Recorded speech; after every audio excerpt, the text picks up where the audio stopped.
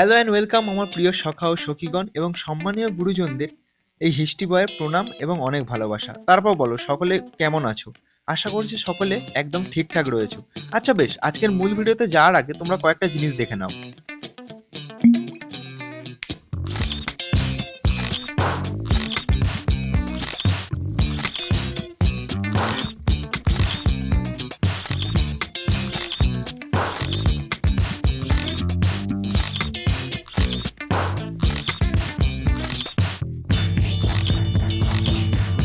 বন্ধুরা, এমন ধরনের বহু ফটো ভিডিও আমরা কম বেশি সবাই দেখি আর দেখছি।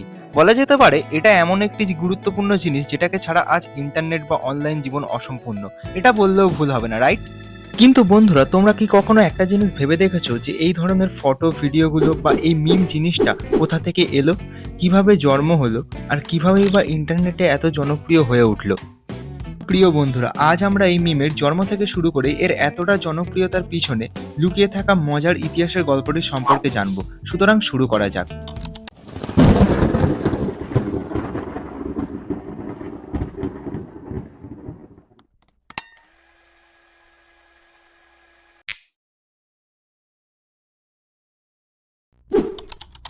কথাটা শুনে একটু অবাক হবে, কারণ এই যে মিম, এই শব্দটার আক্ষরিক বা কোনো বাংলা অর্থ নেই। হ্যাঁ, এটা জনপ্রিয়তার আগে থেকেই মিম নামেই পরিচিত। শুধুমাত্র বাংলা কেন, এটার ইংরাজিও কোনো অর্থ নেই। এটা যখন থেকে জনপ্রিয় হয়েছে তখন থেকে আমরা মিম নামেই চিনি। আর অনেকে হয়তো এটা মনে করো যে এই মিম কথাটি ইন্টারনেট বা সোশ্যাল মিডিয়া থেকে এসেছে, যদিও আমিও আগে এটাই মনে করতাম। কিন্তু এমনটা নয় বন্ধুরা। যদি এমনটা তোমরা ভেবে থাকো তাহলে বলে দিই, এই যে ইন্টারনেট থেকে আসা বা সোশ্যাল মিডিয়া থেকে এসেছে এই গল্পটা একদমই ভুল। কারণ এই যে মিম, এটা ইন্টারনেট বা সোশ্যাল মিডিয়া থেকে আসেনি, তার আরো আগে থেকে। হ্যাঁ, একদম ঠিকই শুনলে। এই মিম ইন্টারনেটের আরো আগে থেকে জন্মগ্রহণ করেছে বা ইন্টারনেটের আগে এসেছে। সাল 1976, ব্রিটেন তথা বর্তমান আজকের ইংল্যান্ডের একজন বিখ্যাত বিজ্ঞানী স্যার রিচার্ড ডকিন্স তার একটি বই দ্য সেলফিশ জিন, এই বইটিতে প্রথম মিম শব্দটি ব্যবহার করেছিল। তারই ভাষাতে যেমন একটি জিন এক প্রজন্ম থেকে আর এক প্রজন্মে বিস্তার লাভ করে, ঠিক তেমনভাবেই কিন্তু একটা মজার আইডিয়া বা কোনো ফ্যাশন মানুষের মন থেকে মনে ছড়িয়ে পড়ে। আর এই ছড়িয়ে পড়াকেই তিনি তার এই সেলফিশ জিন বইটিতে মিম নাম দিয়েছে। অর্থাৎ বন্ধুরা, বুঝতে পারলে এই মিম শব্দটির অর্থ কি? এই মিম শব্দটি বলতে তিনি তার বইটিতে বুঝিয়েছেন যে ছড়িয়ে পড়াকে, অর্থাৎ ছড়িয়ে পড়াই হলো এটা মিম।